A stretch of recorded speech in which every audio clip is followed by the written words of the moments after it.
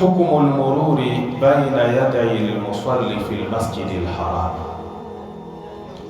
hukumu ya mwenye kupita mbele ya mtu anayeswali katika msikiti mtukufu wa Makka. Tuangalie, je, hukumu yake ni kama hukumu ya misikiti yetu kinyume na Makkatul Mukarrama?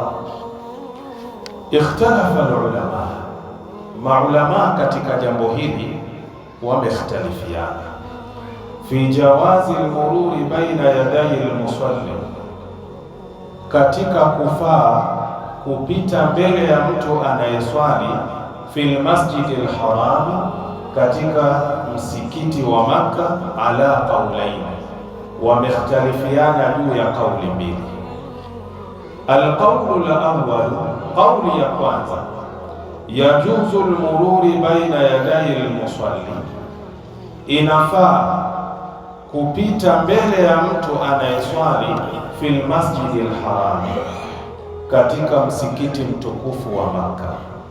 Hii ndiyo kauli ya kwanza.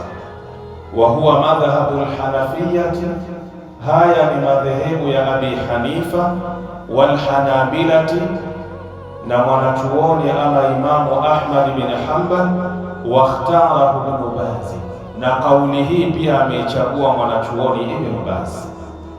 Wadhalika, wanasema na kwa sababu ya kufaa hilo jambo, lianna nnasa, ni kwa sababu ya watu, yakthuruna bimakkata, wanakuwa ni wengi katika ule msikiti wa Makka, liajli qadai nusukihim, kwa ajili ya kutekeleza ibada zao. Ukiangalia wakati wa haji, mashaallah, watu wametoka sehemu mbalimbali, hakuna nafasi.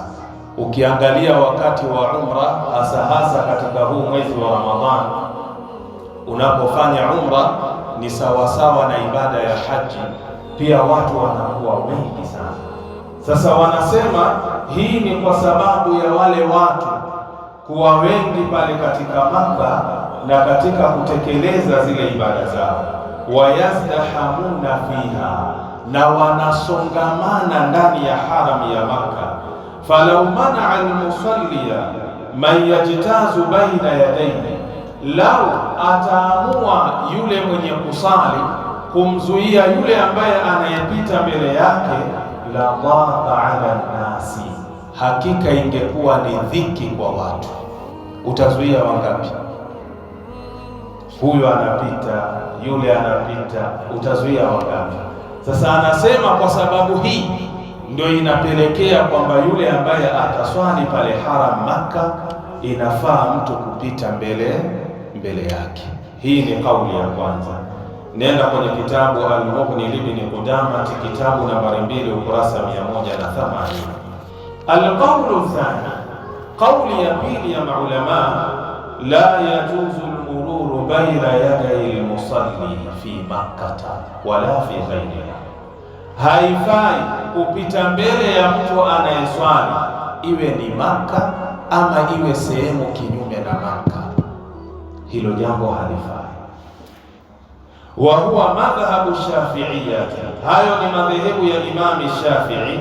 Wa huwa riwayatu an Ahmada, pia ni riwaya katika upande wa Imam Ahmad. Wakhtarahu al-Bukhari, na kauli hii pia ameichagua Imam al-Bukhari, wa Ibn Uthaymin, na mwanachuoni Ibn Uthaymin, wal Albani, na bingwa wa hadithi Sheikh Albani, wamesimama kwenye msimamo ya kwamba iwe ni Makka iwe ni kinyume na Makka, haifai kupita mbele ya mtu anayeswali. Nenda kwenye kitabu Al-Majmu' lin-Nawawi, kitabu nambari 3, ukurasa 249. Nenda kwenye kitabu Al-Insaf lil-Mardawi, kitabu nambari 2, ukurasa wa 69. Nenda kwenye kitabu Fathul Bari Ibn Rajab, kitabu nambari 2, ukurasa ni wa 640. Nenda kwenye kitabu Majmu' Fatawa wa Rasail al-Uthaymin, kitabu nambari 13, ukurasa 325. Nenda kwenye kitabu cha Sheikh Albani, Hajjatun Nabii lil Albani, ukurasa ni wa 22. Haya maneno utakwenda kuyapata. Al-adillatu, tuangalie dalili. Wale wa kwanza hawakutoa dalili, walitoa kama sababu fulani. Je, tuwaangalie wanaosema haifai kuvuka mbele ya mtu anayeswali, iwe ni Makka iwe ni nje ya Makka, wanategemea dalili zipi? Al-adillatu, dalili awalan min as-sunnati, kwanza ni kupitia maneno ya Mtume Muhammad sallallahu alaihi wasallam. An Abi Juhaifata, kutoka kwa Abi Juhaifata, qala, amesema kharaja Rasulullah sallallahu alaihi wasallam bilhajirati, siku moja Mtume sallallahu alaihi wasallam alitoka, lengo lake ni kugura, lengo lake ni kusafiri. Fasalla bilbatahai dhuhra wal asra rak'ataini, akaswali kwenye bonde fulani ambalo linalopatikana Maka, swala ya adhuhuri na swala ya alasiri, rakaa mbili mbili. Tumeelewana vizuri? Shika hapo kwanza. Aliswali kwenye bonde. Bonde maana yake ni kama uwanja fulani ambao unapatikana kwenye sehemu ya Maka. Huo ni uwanja ambao umejaa vijiwe, mawe, bonde hilo. Ameswali hapa. Tumeelewana vizuri? Pili, kuswali kwake pale akapunguza adhuhuri yenye rakaa 4 akaswali rakaa ngapi? 2. Alasiri yenye rakaa 4 akaswali rakaa ngapi? 2. Hii inamaanisha ya kwamba Mtume alikuwa amesafiri kwenye ile Maka, amefika kilomita 80 au 83, kwa sababu hizo kilomita ndiyo maulamaa wameafikiana na kukubaliana, mwenye kusafiri safari yake ikiwa ni kilomita 80 au 83, kisheria ndo anafaa zile rakaa 4 apunguze, aswali rakaa ngapi? 2. Na hata zile rakaa 3 magharibi anatakiwa aziswali magharibi kama zilivyo 3. Usije ukaniuliza na magharibi je, ataswali rakaa 2? Magharibi ni 3 kama kawaida. Tumeelewana mpaka hapo ya jamaa? Wa nasaba baina yadayhi anazatan, wakati anaswali kwenye lile bonde ama kwenye ule uwanja, aliweka ama alikita fimbo mbele yake, fimbo ambayo maulamaa wanasema ni aina fulani ya mkuki. Tunajua mkuki, sio?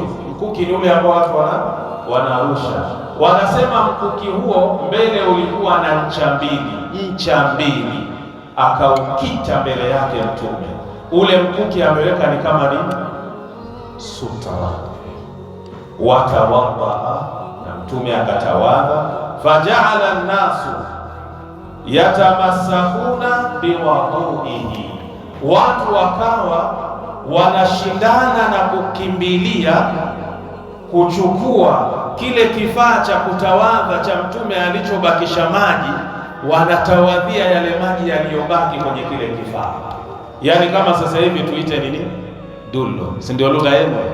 Naam. Sasa Mtume ametawadha, maji yakawa yamebaki kwenye kile kifaa cha kutawadhia. Wale masahaba ridwanullahi alaihim wakawa wanashindana kutaka kuyatumia yale mabaki ya maji ya Mtume kwenye kile kitu. Lengo ni nini? Maulamaa wanasema ili waweze kupata baraka za Mtume Muhammad sallallahu alaihi wasallam. Hapa maulamaa wakasema hii ilikuwa ni khasatan li rasulillah, ilikuwa ni maalum, special, mabaki yale kutumika na maswahaba kugombania kutawadhia kwa Mtume sallallahu alaihi wasallam. Sasa leo maalasafi shadid, kuna baadhi ya maeneo watu wanachukua kofia za maasatidha wao. Kofia hii shekhe ameambiwa na ustadhi, nenda kanifulie hii kofia shekhe. Shekhe anakwenda kuifua ile kofia, alafu lile povu la kwanza lile anachukua anakunywa, anadai anakunywa baraka ya imamu wake. Inna lillahi wa inna ilaihi rajiun. Hili jambo halifai shekhe. Sitaki kusema ni sehemu gani, lakini hiyo ni maarufu.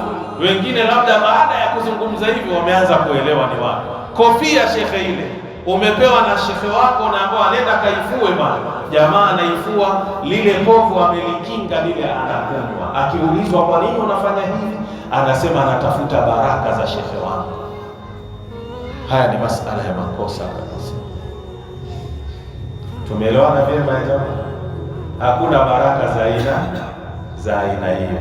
Au mtoto amezaliwa shekhe, mtoto yule amezaliwa, anapelekwa kwa shekhe amtemee mate, inasemekana ni sharifu. Mtoto mchanga anafunguliwa mdomo, sharifu yule anamtemea mate ili apate baraka za sharifu. Inna lillahi wa inna ilaihi rajiun. Kinachotakiwa, kama lau mathalan huyu mtu kwa udhahiri wake anaonekana ni mwema, ni mcha Mungu, kinachotakiwa kwa yule mtoto mchanga baada ya kuzaliwa ni yule bwana achukue tende, aitafune ile tende, kisha aitoe ile tende, amrambishe yule mtoto. Hadha jaiz, hadha jaiz, na Mtume ashalifanya hili. Lakini sio mtoto anapelekwa pale shekhe eti ni sharifu. Huu ni usanii sasa katika dini, hakuna masala kama hayo. Tumeelewana? Katika hadithi hii naomba tuelewane kitu kimoja. Hapa Mtume yuko wapi? Makka, ijapokuwa yuko kilomita kadhaa nje ya nini ya Makka, lakini bado inahesabika nini Makka. Wakati anaswali alichukua mkuki akaukita mbele yake, ikawa ni kama sutra wakati anaswali. Tumeelewana vyema? Kwa hiyo tulishike hilo jambo. Hadithi hii ni sahihi, kaipokea Imamu al-Bukhari kwa nambari 501, Muslim kaipokea kwa nambari 503. Wajhu dalalati, tuangalie mwongozo wa dalili. Anna nabiyya sallallahu alayhi wasallam, hakika ya Mtume rehma na amani zimshukie yeye, naswaba sutratan, aliweka sutra, hinama swalla, wakati anaswali, bil Batahai, katika bonde linaloitwa Bataha, wa hiya Makka, na hilo bonde bado inahesabika ni Makka. Kwa maana hiyo anayeswali Makka anatakiwa mbele yake aweke nini? Aweke sutra. Nenda kwenye kitabu Fathul Bari Ibn Rajab, kitabu nambari 2 ukurasa 640.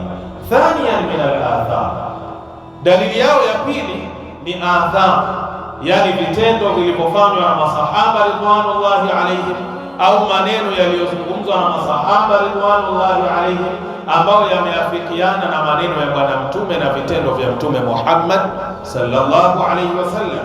Athari ya kwanza, an Salih ibn Kaisana qala, kutoka kwa Salih mtoto wa Kaisana amesema, raaitu ibn Umar, nilimuona Abdullah mtoto wa Umar ibn al-Khattab, yusalli fil Ka'bati, akiswali katika Kaaba, fala yad'u ahadan, halikuwa hamuachi yoyote, hamruhusu mtu yoyote, yamurru baina yadayhi, apite mbele yake wakati anaswali, yubadihu, qala yaruddu, anasema ya kwamba anamzuia asipite mbele yake yule ambaye kwamba anayefanya nini, anayetaka kupita mbele ya Abdullah bin Umar wakati anasali.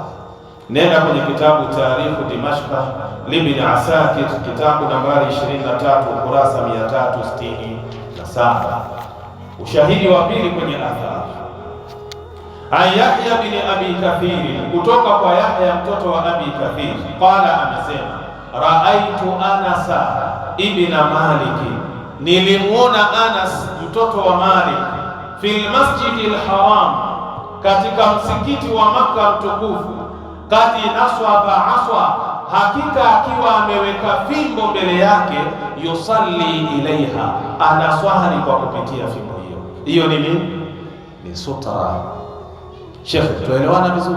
Anas ibn Malik kalelewa na Mtume Muhammad sallallahu alayhi wasallam. Rawahu ibn Abi Shayba, nenda kwenye nambari ya maneno hayo 2857. 23. Sheikh Albani ameyasahihisha katika kitabu Hajjatun Nabii, ukurasa ni wa 22.